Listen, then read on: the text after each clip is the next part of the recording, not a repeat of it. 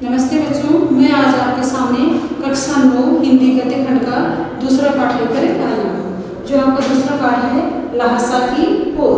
लहासा की ओर जो पाठ है ये एक यात्रा वृत्तांत है। लेखक कौन है? राहुल सांकृत्य।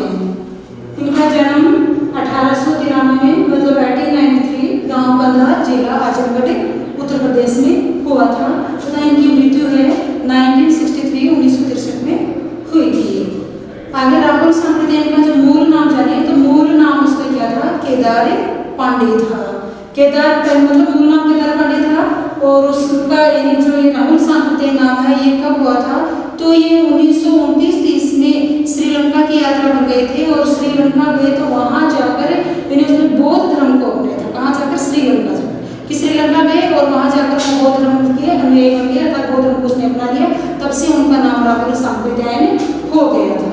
अब उसकी प्रमुख जो रचनाएं हैं तो प्रमुख रचनाएं हैं जैसे मेरी जीवन यात्रा हो जाएगा, दर्शन दिग्दर्शन, 22वीं सदी, वोल्गा से गंगा तक, भागो नहीं, दुनिया को बदलो, दिमागी गुलामी और घुमक्कड़ शास्त्र, ये इनकी प्रमुख रचनाएं हैं। अब देखो राहुल सांकृत्य की भाषा शैली के बारे में जानेंगे तो भाषा शैली सरल सुबोध तत्सम और तद्भव शब्दों से मिश्रित तथा स्थानीय जो शब्द होते हैं तो स्थानीय शब्दों से या स्थानीय रंग से समन्वित है और ये पाठ एक यात्रा वृत्तांत है। तो सबसे पहले हम ये जानते हैं कि यात्रा वृत्तांत क्या होता है। तो जो लेखक होते हैं यानी मतलब ये जो राहुल सांकृत्य ये भी यानी यायावरी प्रवृत्ति के थे, मतलब घुमक्कड़ी प्रवृत्ति के थे, मतलब लंबी लंबी यात्राएं वो किया करते थे। तो जिस समय लेखक यानी लंबी लंबी यात्राएं करती हैं और जो यात्रा का अनुभव होता है उसको शब्दों में लिखकर प्रकट किया जाता है, वो यात्रा वृत्तांत होता है। तो यह भी यानी कहाँ की यात्रा है? तिब्बत की यात्रा थी और यानी प्रथम तिब्बत यात्रा थी। प्रथम तिब्बत यात्रा को यानी इस लहासा की ओर नामक पाठ में लिखा गया है। तो यानी देखते हैं कि लहासा की ओर ये यात्रा वृत्तांत है जो यानी 1929-30 में नेपाल के रास्ते से की गई प्रथम तिब्बत यात्रा से लिया गया। कब की गई थी? 1929-30 में। कहाँ कौन से रास्ते से की गई थी? नेपाल के रास्ते से प्रथम तिब्बत यात्रा थी और प्रथम तिब्बत यात्रा का जिक्र इस यात्रा वृत्तांत में किया गया है। नेपाल से तिब्बत की यात्रा मतलब लेखक ने अपनी यात्रा नेपाल के तिब्बत मार्ग से की थी क्योंकि तब तक यानी परिकलिंगकोट का जो रास्ता था वह खुला नहीं था। कौन सा रास्ता? परिकलिंगकोट का जो रास्ता था वो खुला हुआ नहीं था। तब से इस रास्ते से भारतीय वस्तुएं यानी तिब्बत भेजी जाती थी। यानी तब से मतलब तब उस समय यानी जो भारतीय वस्तुएं थी वो तिब्बत किस रास्ते से भेजी जाती थी? परिकलिंगकोट के रास्ते से भेजी जाती थी। यह व्यापारिक ही नहीं सैनिक यात्रा मार्ग भी था कि हम बोलेंगे व्यापारिक मार्ग भी था, उससे यानी व्यापारी होता था, आवागमन चीजों का होता था, बल्कि ये क्या था? यानी सैनिक मार्ग भी था। अब भी इस रास्ते पर अनेक चौकियां एवं किले थी। अब भी उस रास्ते पर यानी अनेक किले एवं जैसे फौज की जो चौकियां बनी थी वो चौकियां बनी हुई हैं, जिसमें पहले चीनी सेना रहती थी। मतलब जिसमें पहले कौन रहती थी? चीन की जो सेना थी वो ही वहां पर निवास करती थी और कुछ किसानों ने यानी डेरा भी जमा लिया था कि वहां पर यानी पहले जो बड़ी बड़ी जो चौकियां थी उस पर यानी चीनी सेना रहा करती थी और कुछ किसान थे, कुछ में उसने डेरा जमा लिया था और वो भी वहां रह रहे थे। अब तिब्बत की जो यात्रा की थी उस यात्रा में यानी लेखक को कौन कौन सी सुविधा और असुविधाएं सहनी पड़ी उसका इस पाठ में बताया गया है। तो तिब्बती यात्रियों के लिए कुछ तकलीफें की हैं तो कुछ अच्छी बातें भी थी कि कुछ तकलीफें मतलब कष्ट भी उससे झेलने पड़ते थे और कुछ उनके लिए अच्छी बातें भी हुआ करती थी कि वहाँ तिब्बत में ना तो कोई जाति पाती थी, ना ही कोई छुआछूत थी, ना ही कोई पर्दा प्रथा थी कि वहाँ की जो स्त्रियाँ हैं कोई पर्दा प्रथा नहीं रखती थी। मतलब यानी ये सारी सुविधाएं वहाँ के लोगों को थी कि मतलब अपने घरों में वो खुला रहते थे।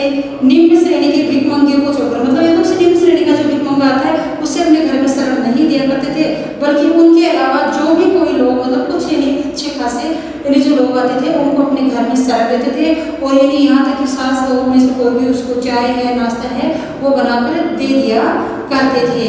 और उस समय जो चाय होती है वो चाय वो लोग यानी मिट्टी का एक टोटेदार बर्तन होता था उसमें चाय बनाकर दी जाती थी, परोसी जाती थी। तो यानी जैसे लेखक वहाँ यानी रास्ते में जाते हैं, आगे बढ़ते हैं, आगे बढ़ने पर राहदारी मांगी जाती है, मतलब रास्ते का जो टैक्स होता है वो मांगा जाता है। तो सुमति उसे क्या कहता है कि सुमति इससे यानी राहदारी के रूप में यानी जो चीटियाँ लड़कियां होती थी वो ये दे देते हैं और वहाँ से आगे बढ़ते हैं। अब थोड़ा के आखिरी नाम है उसे सुमति की जान पहचान, मतलब थोड़ा पहुँचने वाले हैं और थोड़ा से आखिरी जो गाँव है उसमें सुमति। सुमति कौन है? यानी लेखक के जो साथ जाने वाला है उसका दोस्त है, मित्र है, वो है। तो सुमति की जान पहचान भी वो वही का है, तो वहाँ उसको अपनी जान पहचान के लोग मिल जाते हैं और उन्हीं जान पहचान के लोगों के साथ में यानी वो रुक जाते हैं और ठहरने के लिए उसे अच्छी जगह भी मिल जाती है, अच्छा यानी रहन सहन भी मिल जाता है। 5 साल पहले लेखक जब यानी घोड़े पर सवार होकर भद्र वेश में वहाँ आया था तो उसे एक गरीब झोपड़ी में ठहरना पड़ता था। लेखक कह रहा है कि जब मैं 5 साल पहले यहाँ आया था तो मुझे गरीब झोपड़ी में गरीब झोपड़ा ठहरने को मिला था, लेकिन उस समय लेखक ने जो यात्रा कैसे की थी, एक भिख मंगे के वेश में की थी, कि एक भद्र पुरुष के रूप में नहीं बल्कि भिख मंगे के वेश में वो यात्रा लेखक ने की थी। अब है कि डांडा यानी थोड़ा का यानी विकट मार्ग। डांडा क्या होता है? डांडा क्या होता है कि ऊंची ऊंची पहाड़ियों के ऊपर जो रास्ते बनाए जाते हैं, ऊंची ऊंची जो पहाड़ियाँ होती हैं उनके जो रास्ते होते हैं, जो जमीन होती है वो क्या कहलाता है? डांडा होता है। तो तिब्बत के जो डांडे होते थे वो बहुत ही खतरनाक होते थे, मतलब पहाड़ी एरिया हिमालय की जो यात्रा करते हैं वो कठिन है ही, लेकिन कठिन होने के साथ साथ में जो तिब्बत की यात्रा में जो डांडे थे यानी जो ऊंची चढ़ाइयाँ थी वो बहुत ही वहाँ की जो जमीन थी बहुत ही खतरनाक थी। डांडा थोड़ा से यानी 16-17 हजार फीट की ऊंचाई पर स्थित है। कि डांडा कहाँ पर है? यानी थोड़ा से 16-17 हजार फीट की ऊंचाई की उसके निकट है और दोनों तरफ यानी मीलों तक कोई भी गाँव नहीं देते, यानी कभी दूर तक दोनों कोई भी गाँव दिखाई नहीं देते, बल्कि एक दूसरे सुनसान एरिया ही वहाँ पर दिखाई देता है। नदियों के मोड़ और पहाड़ी के कोनों के कारण यानी दूर तक कोई आदमी दिखाई नहीं देता है, कि नदियों के मोड़ हैं, पहाड़ों के कोने हैं, चारों जो रास्ते हैं उनमें दूर दूर तक कोई भी व्यक्ति दिखाई नहीं देता है। यहाँ पर किसी की अगर हत्या हो जाए, कि यानी कोई रास्ते से जा रहा है, किसी की हत्या हो जाए, किसी को लूट लिया जाए, तो यानी पुलिस वाले भी यानी वहाँ की जो फौज वगैरह होती है, प्रशासन होता है, वो भी उसके प्रति कोई एक्शन नहीं लेता है। क्यों? क्योंकि वहाँ के रास्ते सुनसान होते हैं और यानी जो डाकू होते हैं, चोर होते हैं, वो यानी खुलेआम हाथों में पिस्तौल लेकर घूमते हैं और यानी वो किसी को मारते हैं, लूट लें तो यानी कोई भी यानी उसकी सूचना लेने वाला नहीं होता है, क्योंकि वहाँ पर यानी गवाह कोई नहीं मिलता है, क्योंकि दूर दूर तक कोई व्यक्ति दिखाई नहीं देते हैं, इसलिए गवाह देने वाला कौन होगा? इसलिए स्वयं को ही अपनी सुरक्षा रखनी होती थी। कि डाकू पहले आदमी को मारते हैं, फिर लूट लेते हैं और यानी उसी कारण से लोग वहाँ यानी लाठी की जगह क्या करते हैं? बंदूक लेकर घूमते हैं। बंदूक लेकर, क्योंकि ये मानव हम अकेले हैं, लेकिन वो अगर कोई लूटने वाला हो तो हो सकता है वो बंदूक के डर से यानी उस लूट ना पाए।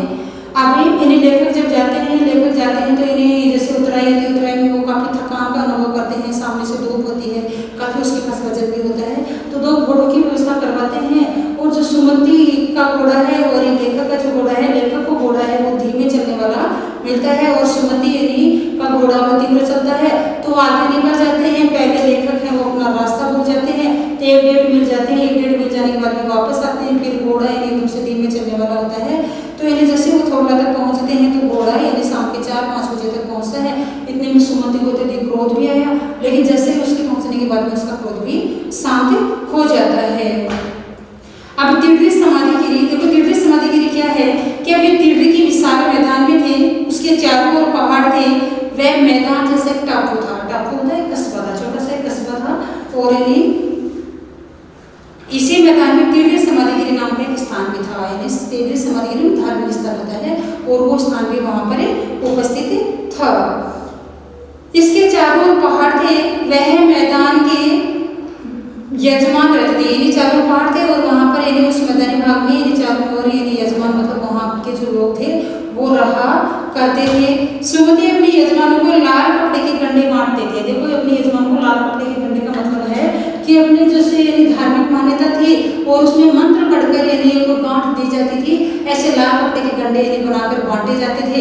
यानी वो किसको देते थे? अपने भी जान पहचान वाले होते हैं, अपने यजमान होते हैं, स्त्री प्रिय होते हैं, उनको वो लाल कपड़े से बने हुए जो गंडे थे सुमति को उनको बांटता है। ठीक है, क्या होता है कि एक मंत्र पढ़कर बनाया गया एक गंडा होता है जिससे इन लोगों को बांटा जाता है।